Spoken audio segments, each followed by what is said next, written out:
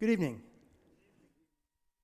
I'm Steve Weberg. I'm with the public affairs staff of the Kansas City Public Library, and I want to thank you guys for joining us this evening, especially on such a hot evening, and it's great to have you guys here. And really, before we start, I kind of want to expand on that thank you a little bit. As you know, we had to alter our signature of programming events like this one in the wake of the COVID-19 pandemic. We went online only for 2 years and no in-person audiences like this. And we reopened our auditoriums this past March. And the series that we're continuing tonight, the Hollywood versus History series, with our great partners from the U.S. Army Command and General Staff College at Fort Leavenworth, has been a cornerstone in our return to a semblance of normalcy. So we've had 7 installments in this series up to this point. They've drawn more than 2,200 people, both in person and online. That's since we've launched the series in late January, so not a lot of time. And those audiences have been building. Our last 3 installments in May and June averaged 106 people here in this auditorium. And kind of importantly, we archive the video of these events, presentations on our YouTube channel, and they've averaged 115 subsequent video views, just through the end of June. So that's you, and that's the people who find us at home, and believe us, we appreciate it. Thank you all very much.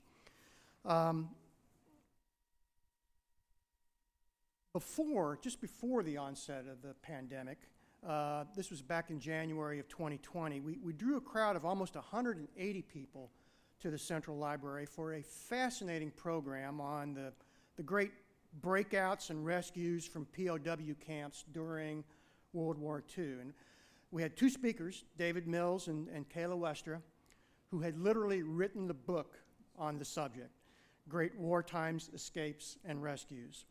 And so they were naturals to return tonight as our Hollywood versus History series focuses on the 1963 film classic, The Great Escape. No matter how many times I've seen this movie, and I must confess, reconfirmed my man crush on Steve McQueen, I can't come across it on television without watching it again, beginning to end. It's that good. It retells a true story, of course, and ultimately a tragic one, as rousing and inspiring as the movie and the story are. And I really do look forward to David and Kayla enlightening me on where Hollywood stuck with the truth and where it may have taken some artistic license. And that is, the caveat is, as long as they don't try to tell me there wasn't a U.S. Army Air Force captain who looked great in a bomber jacket and made some pretty potent barracks moonshine and commandeered a German motorcycle and jumped a barbed wire fence before he was recaptured. Like McQueen. David is part of the Command and General Staff College's long list of accomplished historians. He's an associate professor in its Department of Military History. And Kayla is the Dean of Liberal Arts and K-12 Partnerships and Chief Information Officer at Minnesota West Community and Technical College.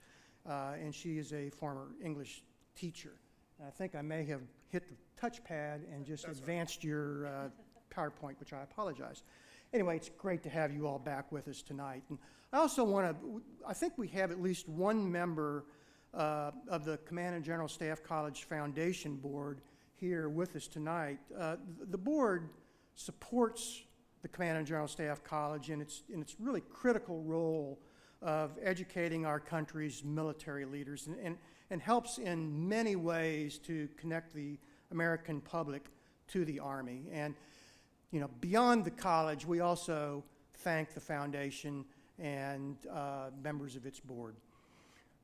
So now, as always, we'll have time for a few questions at the end of our presentation, and we'll place some microphones here at the front. And because we are recording this, again, to archive on our YouTube channel, it's important that you not just holler out questions from the audience, but you please use the microphones that we set here in front. Now, would you please welcome me in joining, or welcome me in welcoming, join me in welcoming David Mills and Kayla Westra again. David and Kayla, it's great to have you. Thank you, Steve. Appreciate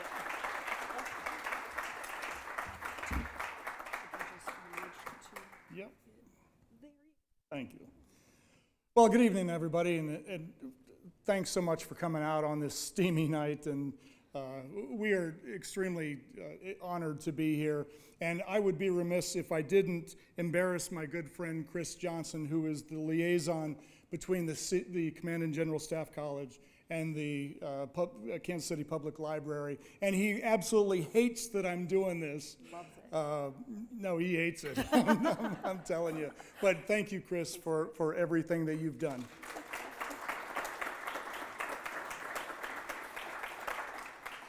All right, so we're here tonight to talk about one of my favorite movies of all time, which is The Great Escape. And I hope you enjoy what we're going to talk about tonight.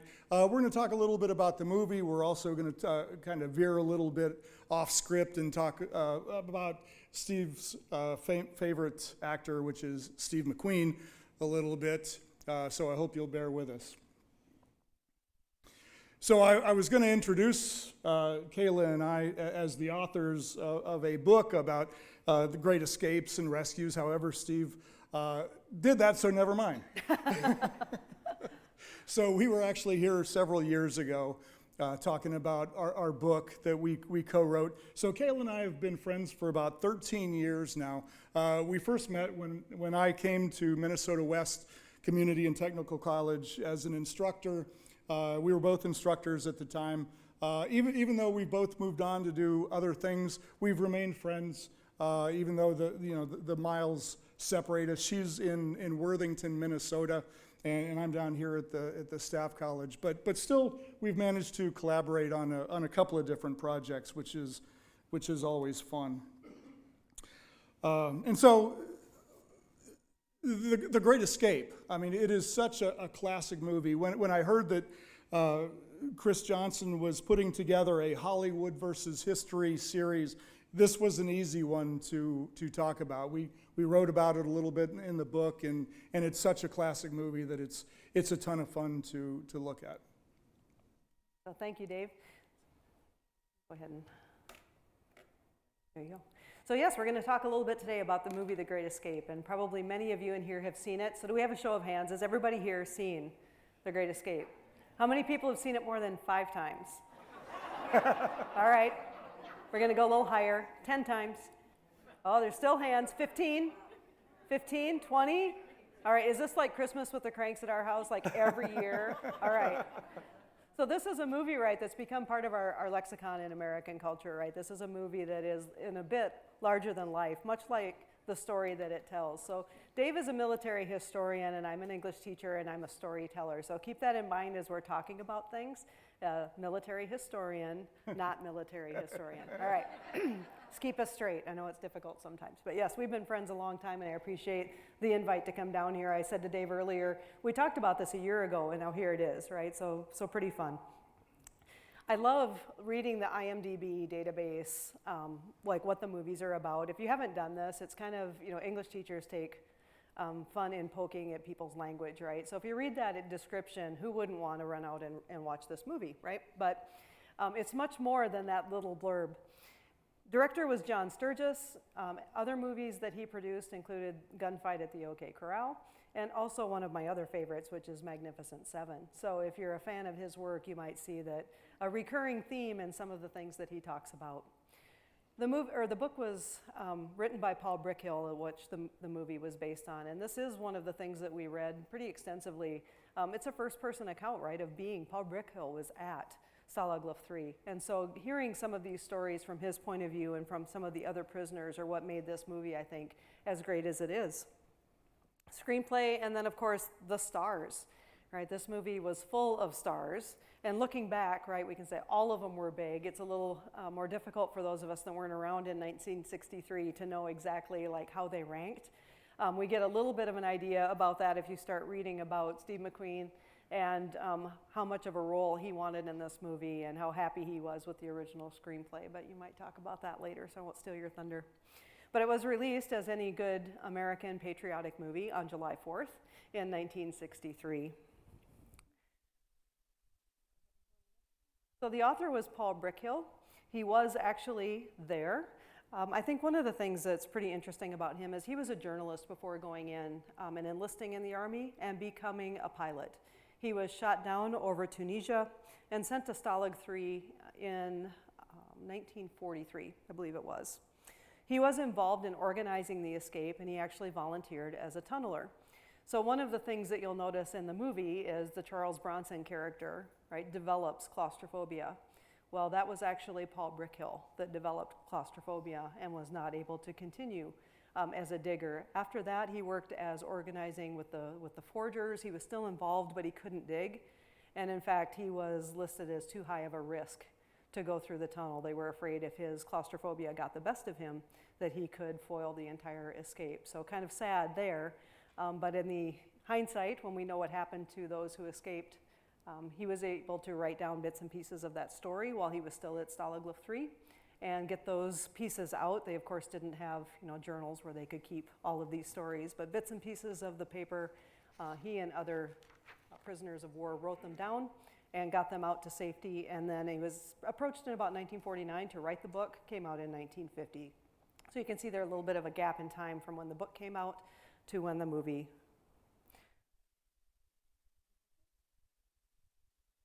So, just in case you really watch Rotten Tomatoes for your movie scores, I actually, if it's panned by the critics, I usually love it. But this is a universally beloved movie.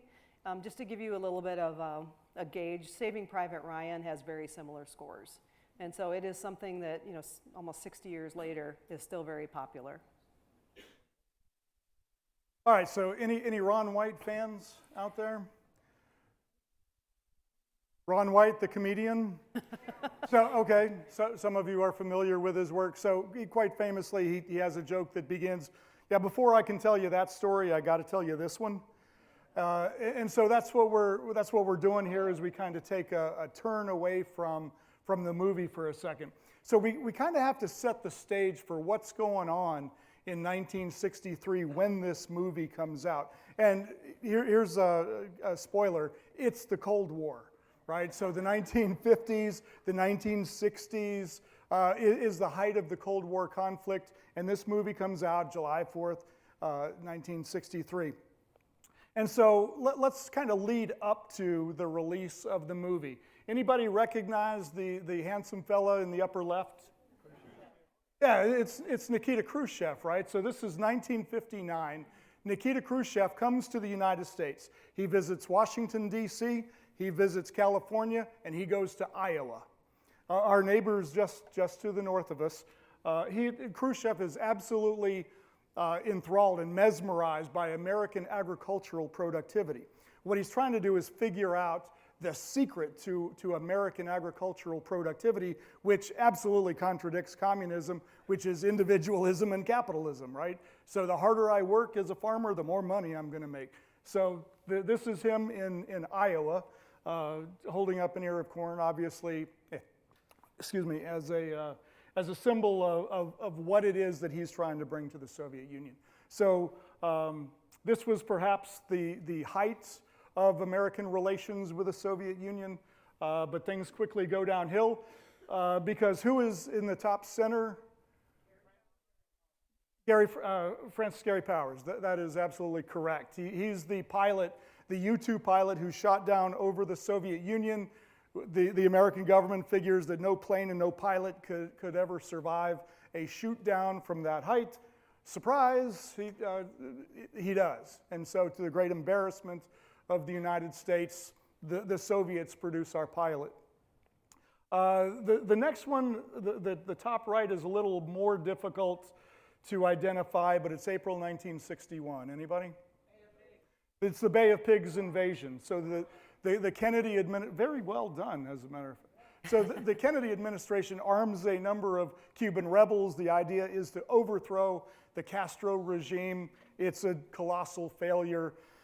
The Cuban government ends up ransoming back all of the surviving rebels. We pay tons of money, give them tons in medical supplies and that sort of thing to get the people back. Lower left, it's the beginning of the construction of the Berlin Wall. This is a colossal win for the United States and the West in general. Nothing says my people love me like building a wall to keep them in. Right? And so the reason that they have to build a wall to keep people in is 20% of the people who live in East Germany have fled to the West by 1961 when the Berlin Wall is begun. And this is a little bit harder one. Lower right?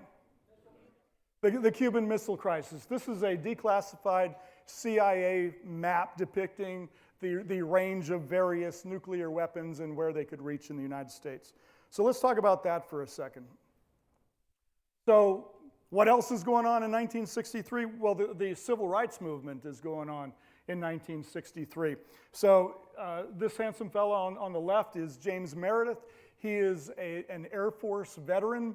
And the Kennedy administration is knee-deep in the Civil Rights Movement. They're trying to get James Meredith enrolled into the University of Mississippi, which is located in Oxford, Mississippi. And so after a particularly contentious argument with the governor of Mississippi, Bobby Kennedy comes back to his office and he's very angry, he's very, very frustrated with the officials in Oxford, Mississippi, and the governor who will not allow James Meredith to enroll. And so as Bobby Kennedy sits down in his office, an aide comes in and he says, hey boss, the CIA has discovered that the Soviets have emplaced nuclear missiles in Cuba. And without missing a beat, his first reaction is, can they hit Oxford, Mississippi? And so that has absolutely nothing to do with our story, but you get a historian up here, we start babbling. All right, and so the next thing that I wanted to talk about is where The Great Escape fits into the film genre of the late 1950s, early 1960s. So perhaps you remember reading about the Hollywood 10, the congressional, the HUAC investigation of Hollywood in 1947, in which Congress is investigating communist infiltration in Hollywood. I mean, this would be a terrific way to infiltrate American society and spread a communist message by being able to infiltrate the film industry, right? And so the Congress is investigating all of that. Well, after 1947, when 10 individuals, the famous Hollywood 10, are blacklisted, these are writers and directors who have been blacklisted from ever working in Hollywood again. As you can imagine, Hollywood is pretty excited about working with the government, spreading a positive message about Americanism, American values, and that sort of thing. And so in the 1950s, generally the way that the film industry was pro-America and pro-democracy was, believe it or not, through American Westerns. So think High Noon, think anything with John Wayne in it. It's the good guys versus the bad guys. Who are the good guys? Good guys are always the government employees, right? The small town sheriff, the US Army. Who are the bad guys? Well, they're criminals and unfortunately Native Americans a lot of the time. But what it does is it kind of sets up the US government as the good guys that you're rooting for, and then all these other folks. Right, so the 1950s, lots of pro-American, pro-democracy, pro-American value, pro-capitalism type films. And so the 1950s give way to the 1960s. There's a whole lot more about nuclear weapons, think On the Beach, think Dr. Strangelove. And so The Great Escapes kind of fits somewhere in the middle. In 1963, it comes out the same year that The Manchurian Candidate comes out as a film, but it is absolutely an anti-communist film in and of itself, because who are the bad guys? The Germans, right? And so it's not the Russians really, but it's authoritarianism. You can see good guys clearly outlined and bad guys clearly outlined in this film. And Russians, Germans, doesn't really matter. It's authoritarianism and how those values conflict with what the United States stands for. And so a little kind of a turn away from the actual talk about the movie itself, but you kind of get where this film is situated in American culture. So we're going to talk just a little bit about geography too, like where is this place that we're talking about? So where is Stalag Luft 3? Obviously in Germany, but it's close to the Poland border. It would have been present-day Poland, 1943 Germany, right? And so it's Zagam, Poland, about 100 miles southeast of Berlin. This is why I have notes. And it was a camp for the Allied pilots. So one of the things that the Germans found out in the middle of this war is they had a lot more prisoners of war than what they knew what to do with. And so a large number of camps, shown on our next slide. Nope, not quite yet. We'll talk about that in a minute. So one of the things that made Zagam such a good place is you'll notice railways coming in, highways coming in, rivers, so a lot of transportation. So that was easy to get prisoners of war there. The bad part of this was it's also easy for prisoners of war to try to get out, right? So, but it was in the heart of German territory. It was difficult if they were able to escape, to just the sheer number of miles that they had to travel in German-controlled territory was problematic. And you've been there in the area, so what would you add to that, Dave? So the piece that I think is important to remember is that most of these folks did not speak the language. They only had the uniforms that they were captured in. And so it is pretty tough to blend in and make an escape. I mean, even if you can get out of the prison and then get on a railroad system, what are the chances that you're not going to be approached by an official from the railroad or something like that? So, so getting out was only half the problem. Staying out was the other part of the problem. Right, so purposely picked because it was very remote, very wooded. Also the soil was very different, and if you've watched any of the documentaries on this area where they have excavated, it's a very yellowish sand. And so they knew if there was tunneling, this yellow sand would be up on the surface where it did not belong. And so that was one of the things that they chose this region for. But yes, if you may even look like you might fit in, but as soon as you spoke, that would be a dead giveaway. In some cases, literally, a dead giveaway. You were recaptured, if not killed. So we talked about just the sheer number of camps that were in the region. And so the red ones are Army camps, the blue are Air Force, but just a large number of camps. So depending on which direction you went to, you might stumble into quite a large number of soldiers from the Germans just by chance. And we see this in the movie, right? They're practicing, right? Don't say thank you, you're welcome, right? Just those kind of silly things, but that is what tripped people up, is somebody would flip over to English and they would answer in their native tongue.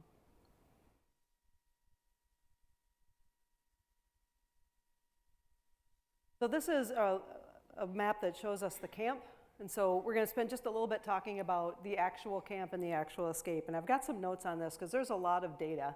And my brain's still pretty good, but there's a lot of data here. So you can see the Harry tunnel on the top center. You can see the Tom and Dick tunnels coming out to the side.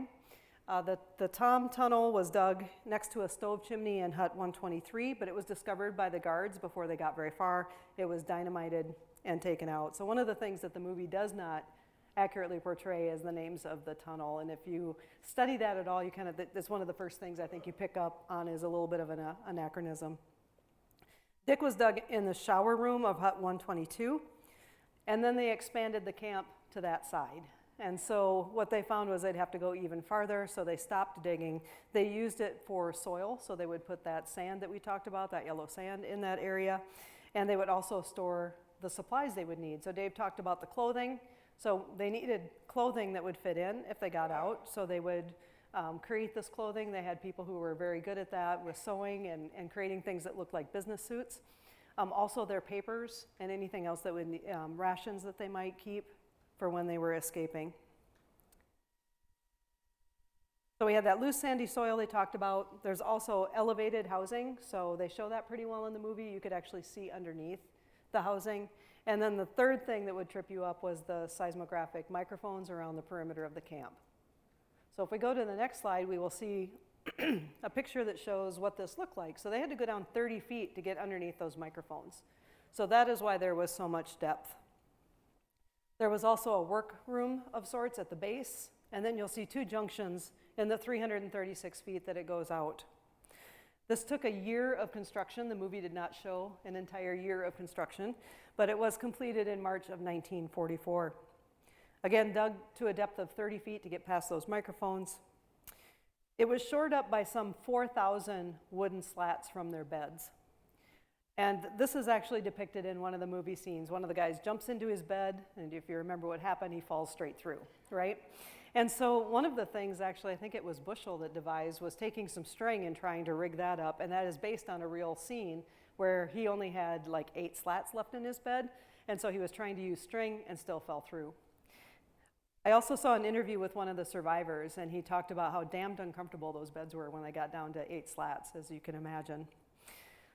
They initially used candles in that tunnel until maybe it was a Hensley-like character stole 1,000 feet of wire and actually electrified the tunnel. So I worked for Black & Veatch when I worked in Kansas City. So all I can think of in my brain was that grid when they put that load onto the power supply that somebody had to notice. So the fact that they didn't notice was pretty interesting. There were rope-operated trolleys, and you can see in the bottom there by the number 8, there's actually a person on a little trolley that they would use to go back and forth. This tunnel was 2 feet by 2 feet. Those bed slats were 24 inches. So just think about that for a moment. I'm a little claustrophobic myself, but I'm not sure my shoulders would even fit, right? So how would you skinny through those tunnels for 336 feet? Not in the dark, thankfully. That would make it even worse, but we'll talk about that in a moment as well. So after the escape was finished, one of the things the Germans did was take inventory, a little late, but they did take inventory. They were missing 4,000 bed slats, which we had talked about, 52 20-foot or 20-man tables, 34 chairs, 76 benches. Also missing were 635 mattresses, 192 bed covers, and 161 pillowcases, which had been placed against the walls to muffle the sound. 1,219 knives, 478 spoons, 582 forks, and 1,400 powdered milk cans, those Klim cans, if you can remember what powdered milk cans were. So those powdered milk cans, those Klim cans, were used not only for tools, but they were used for part of that air duct system. And if you remember, Sedgwick in the movie builds that air system, and they're building a duct, and they use those powdered milk cans. So pretty ingenious engineering. We already talked about the 1,000 foot of electrical wire that had been nabbed and hooked up. And then they also estimate about 100 tons of soil was moved. Of course, that's an estimate, but that is a lot of dirt to move. And in the movie, we see the socks, right? The penguins, they're putting it in there and walking around in the gardens, and everybody's raking it in. But there was also just so much soil they had to use the Dick tunnel to put some of it in there as well. So we have a video clip here of someone walking the hairy tunnel and kind of narrating as he goes, and Dave's going to play that for us. Entrance to Harry, the tunnel, and sort of stretching out in the distance, you can see where it reaches the perimeter. There's a plaque there, Harry entrance, and alongside you can see the names of all the soldiers, Norwegians and the Dutch, Australians, the Czechs, Canadians, and just outside the fence there's the Poles, There we go. The Great Escape, 24, 2503, 44. Must have been cold then. There's the Brits. Bushnell, Casey, Hodgdales. I wonder if the blues, the ones that survive, or the blacks are the ones perish. I guess the blues might have been the ones that shot. There we go. I'm going to walk down the tunnel. Got some boards there that tell you again. So let's walk down this tunnel, right on top of the tunnel. And I guess at that time in March of 1944, the men were crawling about two metres, I guess, beneath me, in absolutely pitch black. There's one of the chambers, I guess, the tunnel had. Quite nicely preserved in this forest environment. Just ducking under the pine trees. Going underneath what I guess would have been division line between the barracks around there.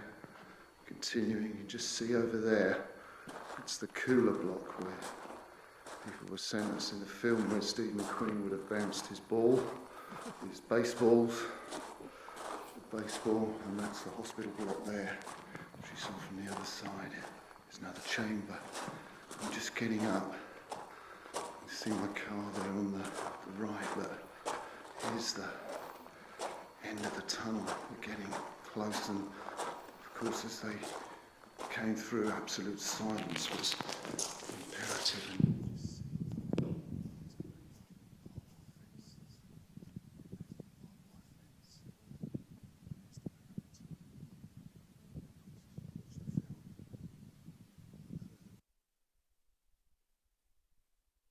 I think one of the things that's interesting about that, he's walking, right? So the length of time that he's walking, and you're kind of going, you're walking, but just imagine crawling 30 feet underneath that and through that very narrow space. So we're going to talk just a little bit about what actually happened that day and what the movie depicts.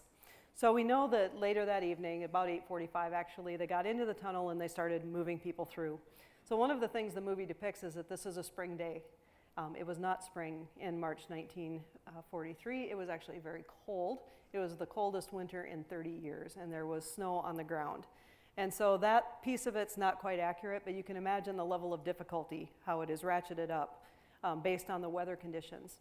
In fact, they got to the end of the tunnel, and it took them an hour and a half to get the lid open, if you will, because it had frozen shut, that last piece of ground and dirt.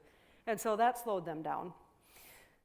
They also very quickly found out, and they did show this in the movie, the tunnel was short from where they thought it had ended. So I can't even imagine being 30 feet under, no surveying equipment, trying to figure out just how far you had gone. You're measuring, of course, but it wasn't long enough. And so the movie did a pretty good job of depicting that, right? They're short.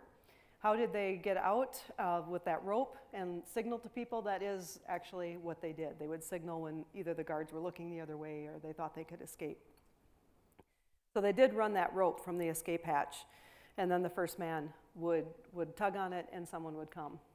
They did deal with tunnel collapses that we see in the movie. There was an air raid and a blackout. Those things happened as well.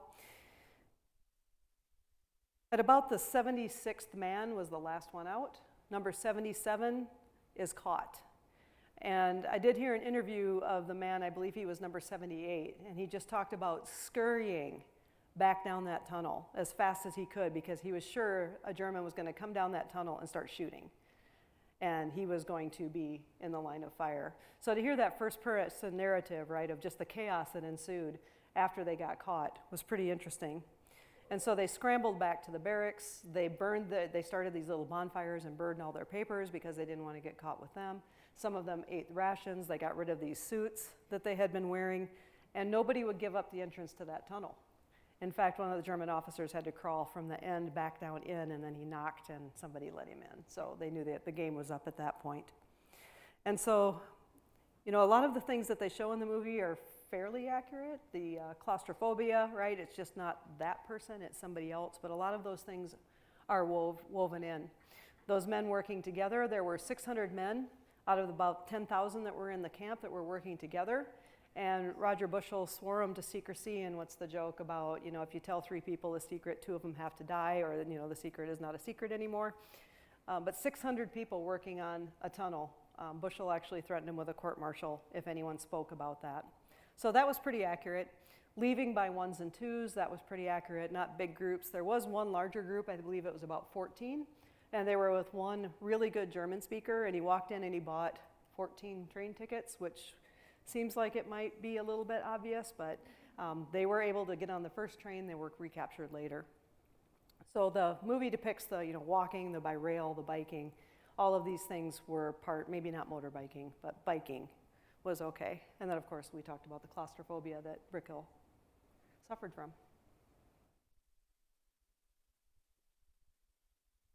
So before Dave goes and talks about his man crush, Steve McQueen, we will talk just a little bit about the characters. So, Steve McQueen, of course, was the big star of the day, but all of these, there are bits and pieces of reality that are woven into these. So Virgil Hiltz, the Cooler King, there's actually some other people that he has characteristics of as well, but Dave's going to talk about William Ashe quite a bit.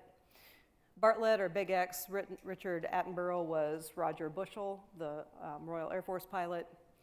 I could not find anyone for Hensley. However, I did find out that James Garner served, and he actually was this character. He was the kind of guy around camp that would just go find things, and somebody say they need something, he'd go find it and pilfer it probably. And there were people who were in that manufacturing role. There was an air duct system in the tunnel, and so maybe not a Sedgwick per se, but maybe a conglomeration of those folks. And 3 did escape, and we'll talk about them in a little bit too. All right, so let's take a bit of a turn here and talk about Steve McQueen's role in the film.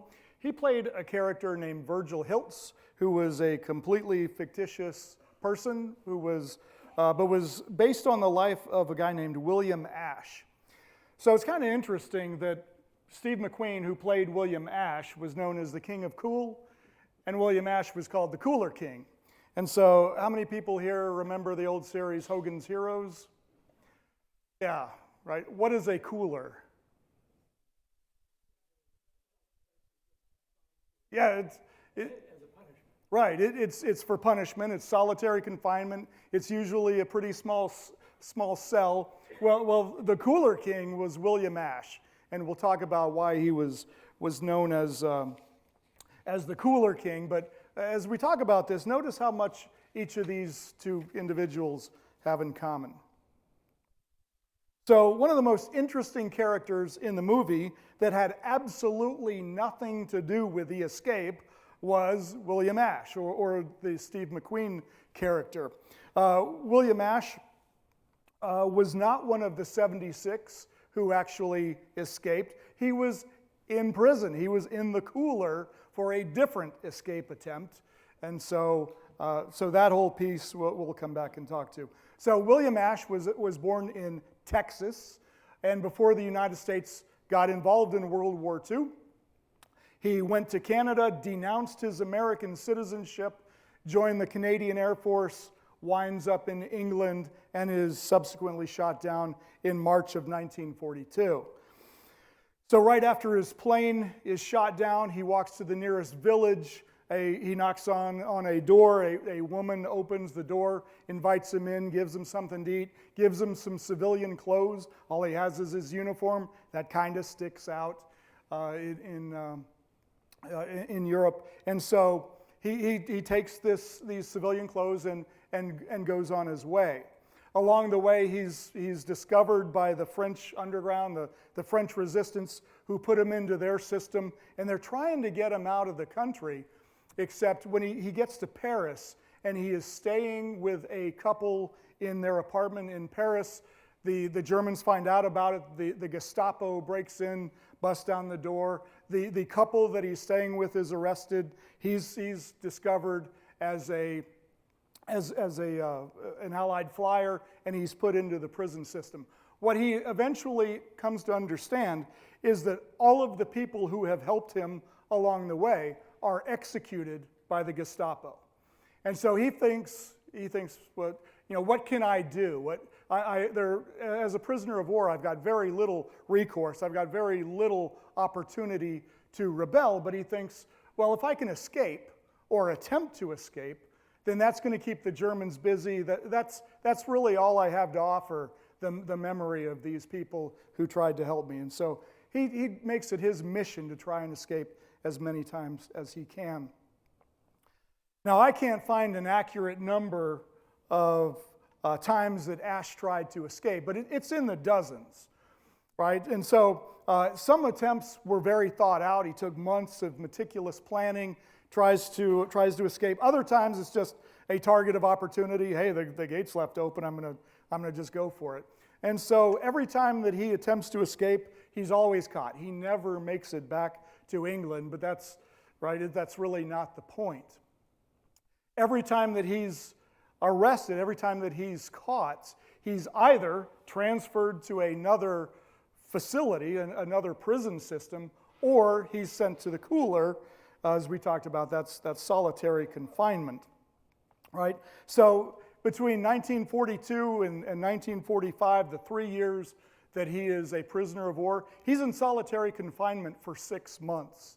Now, far more than any other POW. You got to consider that most POWs are absolutely content to ride out the war as a prisoner. It's dangerous out there. Something like in Stalag Luft 3, only about 10% of the entire prison population ever tries to escape. In other prisons, that number is down closer to 5%. And so the idea that Ash tried so many times to escape is really a credit to himself. The Germans, for their part, have no sense of humor about the number of times that he tries to escape. In fact, he's sentenced to death twice. Obviously, he doesn't get executed. In fact, he eventually passes away at the age of 96 back in 2014. But you've got that hanging over you. Now you've got 2 death sentences, right? And so notice in March of 1944 that Ash is at Stalag Luft 3, and as we talked about, he's in the cooler for a different time that he tried to escape. Now, ironically, because Ash denounced his American citizenship in order to join the Canadian Air Force, at the end of World War II, the man's got no country to go to. He's a stateless individual. He eventually gets British citizenship, and he ends up living there and dying there. As we stated, in 2014, he passes away. All right, this is Steve McQueen, right? Is there a cooler picture of the coolest guy, the king of cool? No, there isn't. And Steve McQueen is the kind of guy who comes along like once in a generation. And for the 1960s, 1970s, Steve McQueen was it. Now, what is it that makes an individual cool? Well, whatever it is, that it factor, my wife tells me, I don't have it. Right? So, but what is it? What did Steve McQueen have? Well, he's known for his anti-hero bravado. He's never the hero in movies. He's the guy you root for, but he's never that white knight on a horse. Right? So his sex appeal, his sense of style, the man could make pajamas look good, right? I mean, he's just got that it factor, whatever it is. All right, so one of the cool traits that he has was to pause momentarily before answering questions, which really had more to do with his hearing loss than anything else, but it worked for him, right? Again, just because I'm hard of hearing, my wife does not find that sexy. Just because she started mumbling a lot in her later years. Anyway, all right, so Steve McQueen is the guy that seemingly leads a blessed life, right? But he didn't always have it so easy. He joins the Marine Corps in 1947. He serves for 3 years. In that 3 years, he's busted back to private 7 times. He's also decides that he likes staying with his girlfriend, and maybe I'm not going to show up for work on Monday morning. So he's labeled as AWOL. He eventually is caught, serves 41 days in the brig, which is the Navy equivalent of prison, right? And so he eventually does say that the Marines were a big help to him, that he eventually figures it out, because after all of those problems, he does get an honorable discharge from the Marine Corps. In 1950, he uses his GI Bill to study acting. And so we got that going for us. But we also know that he was big into racing cars and racing motorcycles. And when he eventually passed away at the age of 50, he had over 100 vintage motorcycles and over 100 exotic and vintage cars.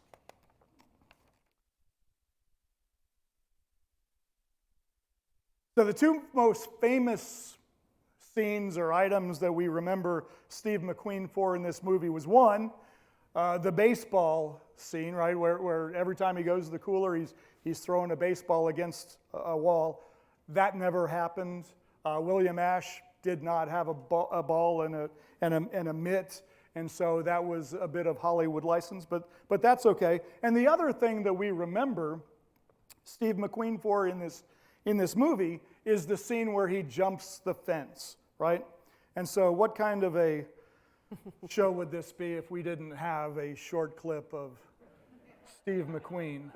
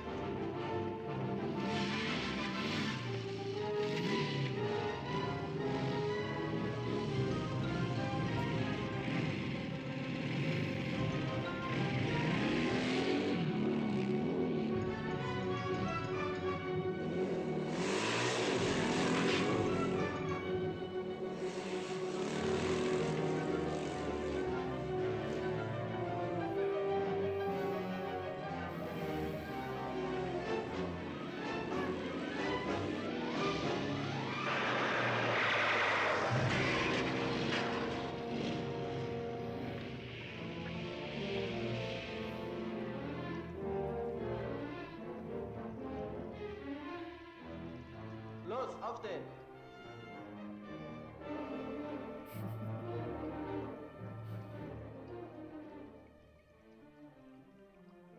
Hände hoch!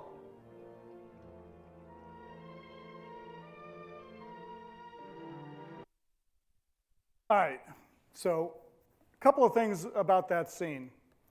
I feel like I'm telling an elementary school class that there's no such thing as Santa Claus here. That never happened. Nobody stole a motorcycle. Remember, Steve McQueen's character, William Ash, or Virgil Hiltz, never even got out of the prison. He was still in the cooler at the time. But that is absolutely a classic scene. But a couple of things about that scene. Steve McQueen liked to do his own stunts right up to the point where that motorcycle flew over the first barbed wire fence. That was not Steve McQueen, that was a stuntman, but Steve McQueen was the guy who came up with the idea for the entire scene just to add a little excitement to the film. He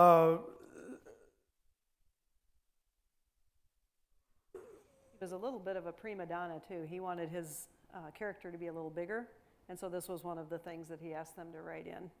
Yeah, and so the whole baseball thing, the motorcycle jump across the fence, a bit of Hollywood license, right? The other thing, I don't know if it's worth mentioning, but the German army used BMW motorcycles during World War II. This was a 1962 Triumph TR6. It's an English motorcycle. Actually, after the movie was done filming, they sold the motorcycle to a farmer who used it to herd cows for years and years, and he wouldn't sell it. He loved the motorcycle. So after he passed away, the motorcycle was purchased by a museum and restored, and you can see it somewhere in England. So it's no longer being used in bovine management. All right, so apparently, I would make the argument that William Ashe is as cool, almost as cool as Steve McQueen anyway. And the two folks, these two men had an awful lot in common, right? So they're both very good looking, they're both dashing, they're both adventurers and risk takers, both a bit of a rebel, right? They both like the thrill of driving machines. William Ashe driving airplanes, Steve McQueen motorcycles and race cars. Both spent time in military prisons. Unfortunately for McQueen, that prison was an American one, but William Ashe spends time in a German POW camp. And so that leads us to Roger Bartlett. Roger Bartlett, or Big X in the film, was actually based on, not quite as exciting as Steve McQueen's character, but was Roger Bushell. And his story is very interesting. You know, similar to the William Ashe, big personality, very charismatic, and also made it his mission to keep the Germans busy. And so when he got to Stalaglov 3, his whole point was, we're going to have, biggest breakout, we're going to keep these guys busy with all of us running around Germany for a while, right? This is something that we can do to aid the cause. So he was the mastermind of the Great Escape. They show this a little bit in the movie when he shows up, and they're kind of like, don't let everybody know who it is, right? It didn't take him long to figure out who Big X was, but he was already pretty well known by the time that he ended up at Stalaglov 3. He was the commander of the escape committee. He was very much in charge. As we mentioned earlier, threatened to court-martial anyone who talked about the tunnel. And so to keep 600 people who are working on something under wraps, to keep that idea quiet, was pretty amazing. The execution scene in the movie where they're driving the big group back and they kind of stop in the field and they're like, look at the flowers. That was really based on what happened to Bushell, which I find fascinating, right? Just he and the person that he was traveling with on the train. Most of them were shot in groups of 1 or 2 and not in a mass. But for movie impact, right, we take a little creative license with that. But very much some grains of truth there in what happened. Hitler was furious that they had pulled off this big of an escape, and he put out that death warrant for them. And I think one of the things that's hard when you're researching these is, there's such wisdom in the actions and the planning, and you forget that guys like Roger Bushell were 33 years old when they were killed.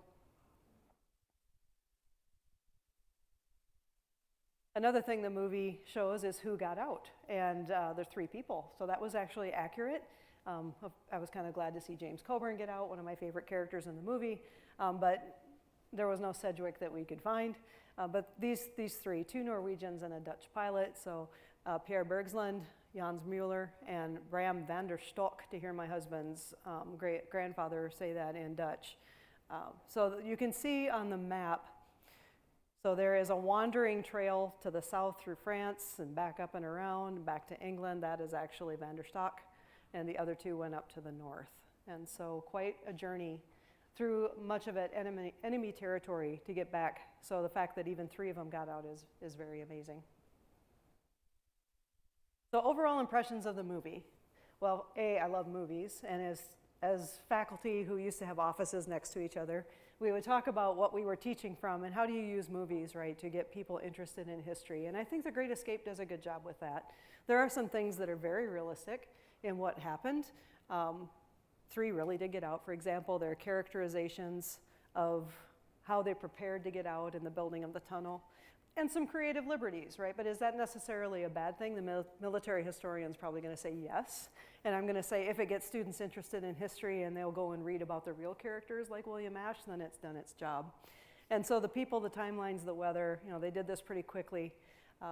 And the setting outside the camp, I think that's one of the things that if you're reading about the movie, people get a little bit upset that you can kind of see the Alps in the background. Yeah, no mountains there. But anyway, and then that execution of the 50, that was done for cinematic effect and for shock value. So especially in 1963. I think in the 50 plus years since then, now when we watch TV shows, we expect a little more to see what's happening. And I think that where they pan away and we don't see it, we just hear the gunfire is pretty profound. And then the dedications. At the end of the movie, it says dedicated to the 50. If you aren't familiar with the story, you might not know what that is, but they also built a memorial, those who survived and those who were still in the camp. it sounds like the German officers felt badly enough about this that they let them build the memorial while they were still there, from everything that I've read. So that's kind of impressive. And this would have been the video where the guy was walking along the top of the tunnel. This is not far from there. All right, so for further investigation of great escapes and rescues and that sort of thing, of course, we got Clint and the Escape from Alcatraz, another Steve McQueen movie, Papillon, and then the all-time greatest, second all-time greatest escape movie is the Shawshank Redemption. And then I put The Rock up here, not because anybody escapes from anywhere, but because Kayla loves Sean Connery. And so I do. And so I'd like to point out that Morgan Freeman has a show on the History Channel called Great Escapes and Rescues with Morgan Freeman. You may or may not see some familiar faces this fall if you were to tune in to that show. And then there's a couple of books that are that we talked about. The Cooler King, that's an excellent book. The Stalag Luft 3 was a camp for officers. The Germans separated officers and enlisted soldiers from each other. But the Sergeant Escapers is about an enlisted POW camp where they also launched a number of escapes. And then a couple of different versions of the Great Escape. Both of these, Brickhill and von der Stock, both having been prisoners there at one point. So our next venture down Hollywood versus history is going to be Dr. Jeff Babb on August 8th, where he talks about 55 days at Peking. That's going to be a great show, so I encourage everybody to come out for that as well. And with that, do we have time for some easy questions? Absolutely. I've got one, first of all, that I'm not going to let you get away with this tease on the Morgan Freeman. Give us the circumstances on the look for two familiar faces on the Morgan Freeman series. We have to get off the cutting room floor first. So if there were a contract, like 75% of it would be about how I'm not going to talk about anything before it's aired. So if you've seen Morgan Freeman's Great Escapes Season 1, there is a Season 2, which will be out this fall. We'll look forward to it. We do have time for a few questions if any of you all have questions. I had one quick question. Was wondering if there were any repercussions on the German side for the mass escape. for the officers and things, yes. Yeah, so go ahead. No, I was just going to say, definitely. I mean, they showed this a little bit in the movie, right? The commander is removed, but there were people who were executed for letting this happen from their own side. So, yeah, definitely repercussions. Yeah, so there are investigations afterwards, like how did the prisoners get a hold of cameras, for example? Well, they were bribing guards, and many of the guards were invalided out of the wounds from the Eastern Front, and so investigation showed that some of those folks were absolutely not only willing to work with the Allied prisoners, but were actively anti-Hitler and actively working with people, and some of those guards were executed or transferred as well. Question right there. Yes, sir. One quick comment, unless I remember Richard Attenborough, I think it is. He's escaped, but he accidentally eats meat in the British way with the fork upside down, like my English grandparents did, and that's how we do. Anyway, then right away he's caught because of that, not eating in the continental way. Now, the question I had, when I was in junior high, I remember reading a book called The Wooden Horse, where they used a vaulting horse to cover the tunnel entrance, and I think that would have been, I think it was by Eric Williams or something, yeah. And was that book involved in anything with this making of this movie? I read a little bit about that story, yeah, but I don't think any of that made it into the movie. But yes, I did read about the wooden horse story and that they would use that to cover. So they weren't terribly accurate on all of the pieces of the tunnels in there, but I think enough that people get interested, A, and then go and read more. But yeah, the Yeah, wooden that was horse is several fascinating. years when I was in, several years before this movie came out. And I said, aha, I've seen part of this before. Oh, thank you, very interesting. Thanks. I think that wraps us up. Thank you all so much for this. Thanks again to the Command and General Staff College. And thank all of you for being with us tonight. We look forward to seeing you again for 55 days at Peking. Thanks, everybody.